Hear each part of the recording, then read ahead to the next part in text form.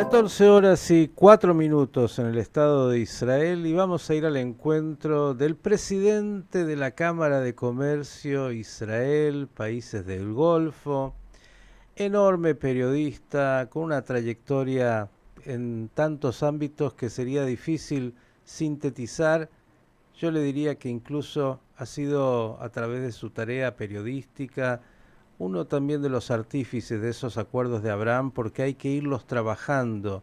Nada surge de un momento a otro.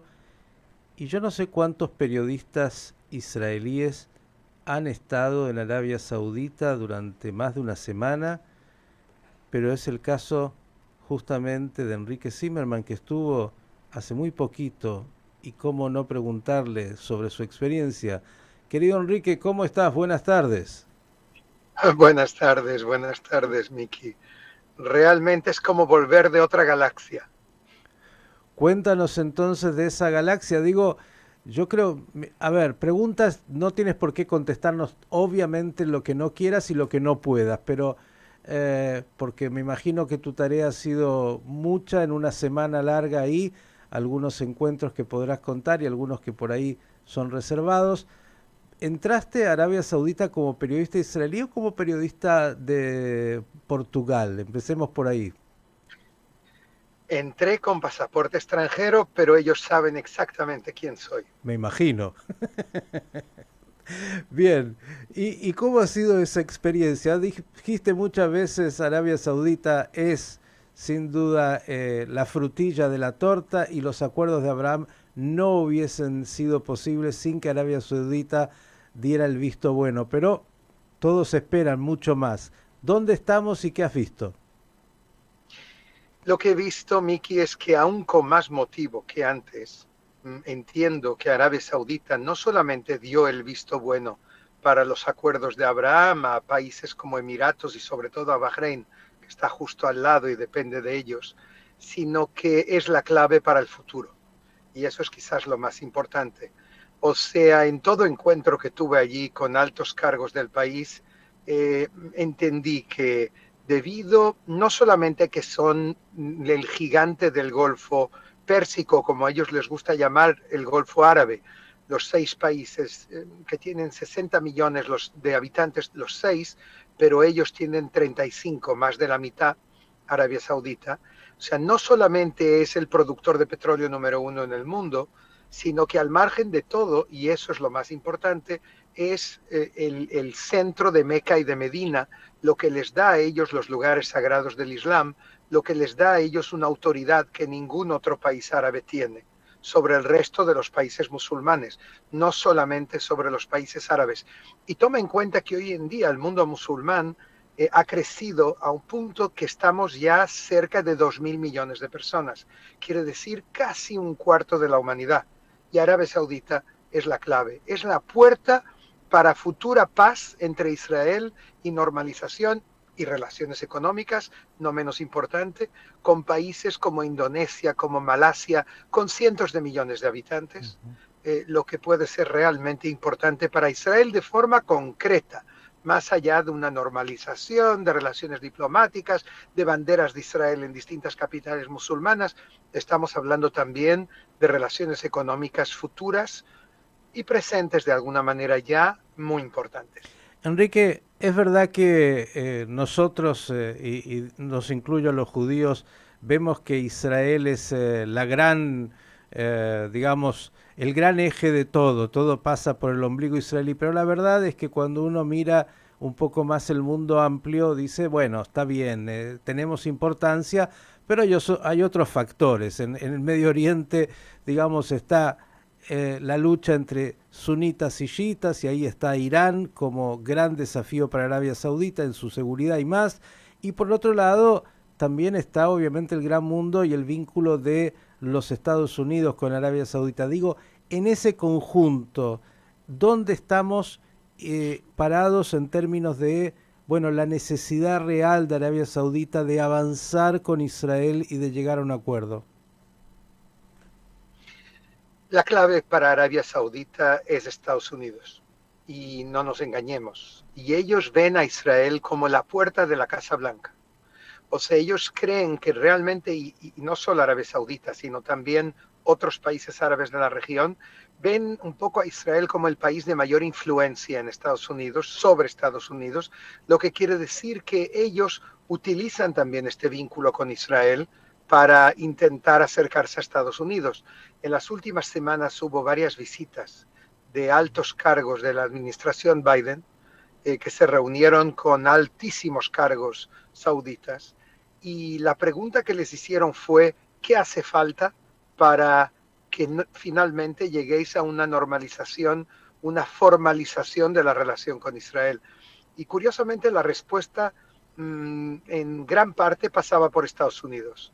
Ellos quieren que de nuevo ser el aliado estratégico de Estados Unidos como eran en el pasado.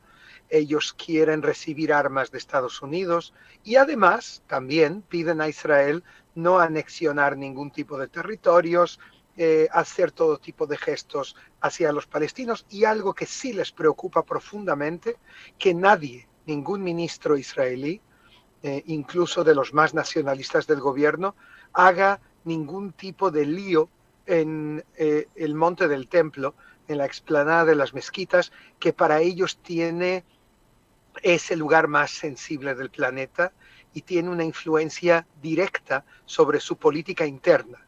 O sea, no es tanto lo que a ellos les preocupa a los líderes, porque no son especialmente musulmanes practicantes, sí lo son, pero de aquella manera, pero sí a su opinión pública. Ellos tienen una opinión pública que aún tiene sectores que son muy religiosos y por lo tanto cualquier alteración del status quo en la explanada de las mezquitas, lo que ellos llaman Haram el Sharif, el monte del templo, puede afectar su propia política y puede debilitar las probabilidades de éxito que vemos en este momento en la relación entre Arabia Saudita e Israel. Enrique, obviamente es un partido a varias bandas, ¿no? Como alguien diría, jugando ¿cómo se llama? Al billar. Al billar, eso, a varias bandas, que hay que poder ver cada uno de los factores. Digo, el vínculo entre Israel y los Estados Unidos hoy, con esta administración de Biden y con el nuevo gobierno de Israel, ¿te parece que puede, a pesar de no ser el mejor de los vínculos, avanzar hacia este tipo de acuerdo donde Israel, bueno, aproveche esta posibilidad de ser el embajador de alguna manera de Estados Unidos y que puedan arribar a un acuerdo? Todo depende de si el primer ministro Benjamin Netanyahu logra cumplir su promesa de mantener una cierta tranquilidad, de no provocar un incendio en la región, tanto en la explanada de las mezquitas como en Gaza, por ejemplo, o también en Cisjordania. Hemos visto una ola de atentados últimamente, en los últimos meses, tremenda, y esto obviamente provoca una reacción en Israel. Gente como Itamar Ben-Gvir, el ministro de Seguridad Nacional, y quizás el hombre más derechista o incluso de extrema derecha del gobierno, esto no queda en silencio cuando sigue esa situación. Hemos perdido el audio, a ver si lo vamos a lograr retomar, Enrique. A ver, estamos ahí con Enrique Zimmerman, que ha estado 8 días, tenemos muchas preguntas más para hacerle sobre esta experiencia, a ver si logramos, ¿no? Se ha cortado, vamos a intentar, Rocío, volver a la comunicación con Enrique Zimmerman. Ahora sí estamos. Enrique, ¿estás con nosotros nuevamente? Perfecto, muy bien. Perdona que es, bueno, cuando llaman se desconecta. Lo que te decía, que sí, que va a depender mucho. Yo sé que Netanyahu logró un acuerdo con Ben-Gvir y con Smotrich, los dos ministros más halcones del gobierno, por así decirlo, que no van a afectar de ninguna manera este proceso de acercamiento con Arabia Saudita. ¿Lo va a lograr o no? Tenemos que darle tiempo al tiempo. Quizás, quién sabe, incluso en el futuro vamos a ver una alteración de la coalición de forma a permitir con más facilidad llegar a algún acuerdo con los sauditas. Uy, estás pidiendo algo importantísimo en términos de responsabilidad nacional en un momento donde hay tanta fricción. Pero vamos a lo más pequeño, Enrique. ¿Cómo es Riad? ¿Cómo viste a la gente? Digo, hay diálogos como siempre en términos de la alta política y después está el hombre, el ciudadano común. ¿Cómo es esa experiencia en Arabia Saudita? El ciudadano común le cuesta un poquito más ver el ritmo desenfrenado casi de los príncipes en la relación con Israel. No le es fácil. Hay quien tuve incluso algún incidente cuando descubrieron en Instagram que soy israelí, pero eran palestinos que viven en Riad. Y de alguna forma esto es notable, o sea, hay una vieja guardia aún en Riad y en Arabia Saudita que lo ve con dificultad todo esto, este cambio que estamos viviendo. Pero hay que acordarse de algo que me dijo uno de los príncipes de 37 años, uno de los hombres que gobierna ese país, me dijo, no te olvides que un 70% de nuestra población tiene menos de 30 años. Y para ellos, ese tipo de políticas del siglo XX son como las guerras contra los romanos. Así lo definen ellos. Y en realidad hay toda una clase joven dentro del país que quiere ir adelante, que quiere buscar otro destino para ellos mismos. Y que Israel, el país que era un enemigo en el siglo XX, que había que eliminar del mapa, hoy en día se convierte en un aliado potencial por muchísimos motivos, porque tenemos enemigos comunes, porque llegaron a la conclusión de que no hay una opción militar contra Israel real, que Israel es más fuerte, y porque Israel es la Startup Nation, la nación de los startups, y ellos dicen, ¿por qué no convertirnos en la región de los startups y de esta manera gozar todos de esto? Que hay gente aún y hay sectores que quieren aguar la fiesta, quieren terminar con esta esperanza y apagar esta luz al final del túnel, lo sabemos, lo tenemos aquí al lado en Cisjordania y en Gaza, pero lo tenemos también en el mundo árabe. Pero a mí me parece que hoy en día empieza a haber en un país como Arabia Saudita o Emiratos una masa crítica más pragmática que mira a Israel con otros ojos. Y en esa masa crítica más pragmática, entre otras cosas, Arabia Saudita, por ejemplo, quiere dar una imagen a Occidente también cada vez más progresista, hasta incluso están tratando no solo de llevar el gran fútbol, sino también de tener su propio mundial. Digo, están invirtiendo en ese cambio de imagen, ¿no? Totalmente. Ellos están un pelín más, diría yo, retrasados en el desarrollo, en las calles, en las tiendas, en todo lo que hay allí, de lo que yo veo, por ejemplo, en Dubái o en Abu Dhabi. Pero tienen más medios, más población, son el productor número uno de petróleo en el mundo. A pesar de todo, estamos hablando de trillones y trillones de dólares. O sea que yo creo que ellos se están embarcando a través del deporte también, como muy bien dices, en lo que alguien definió como sports washing, como un lavado a través del deporte de su imagen. Yo diría una especie de asbará, de diplomacia pública por medio del deporte. Así fue como trajeron a Cristiano Ronaldo, el jugador portugués, que es un fenómeno allí. Todo el mundo cree que Cristiano Ronaldo es una especie de mesías que va a cambiar la realidad. Se ve cada vez más mujeres sin cubrirse el pelo, se ve parejas que se dan la mano en las calles, cosas que eran impensables, mujeres que conducen y sobre todo millones y millones de mujeres que se están uniendo al mercado de trabajo. Ya son 36% de las mujeres de más de 18 años están ya trabajando en Arabia Saudita, lo que es totalmente nuevo.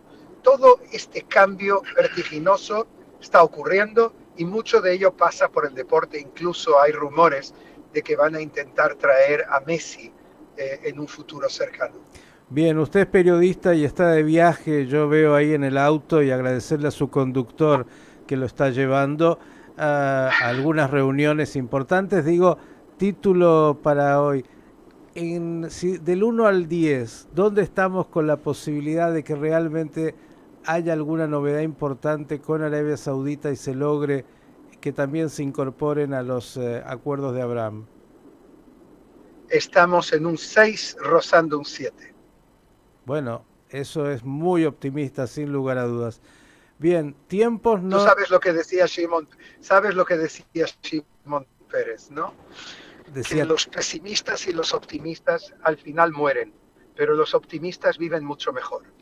sin lugar a dudas, y lo suyo es optimismo permanente, trabajo permanente, y me imagino que en el próximo libro, no en este de Dialogando con el enemigo, ya tienes también un nuevo capítulo de tu experiencia personal, nada más ni nada menos que una semana en Riad. ¿Sentiste miedo en algún momento por alguna situación, Enrique?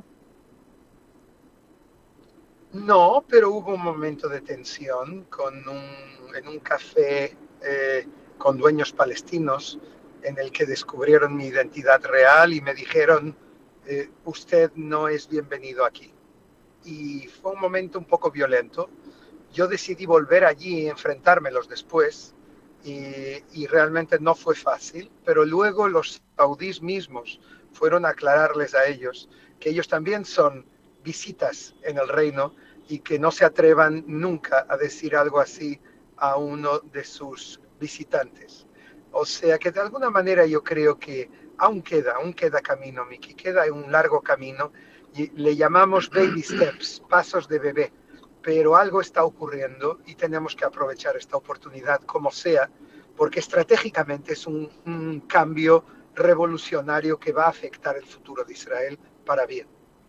Enrique, te dejamos seguir ahí en camino a las reuniones. Gracias por estos minutos y lo vamos a seguir, obviamente, un tema apasionante como es el Medio Oriente, nunca aburrido y que puede cambiar de un minuto a Exactamente, otro. Todo en esta vida es... El Medio Oriente exactamente. marca esta época, ¿no? Todo va rápido.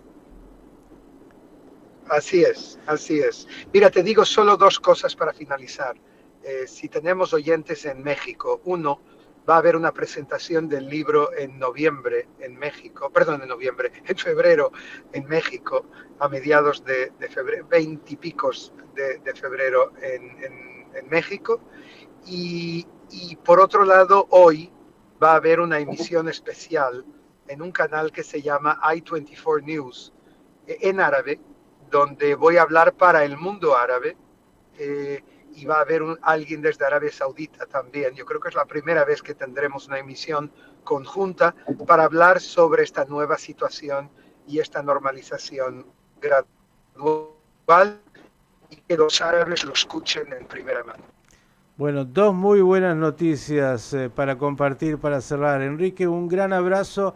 Se nos congeló la imagen, así que justo tuvo la oportunidad de contarnos esto cuando va, obviamente, en camino a otras actividades. Enrique Zimmerman, pasando aquí por Pensando las Noticias.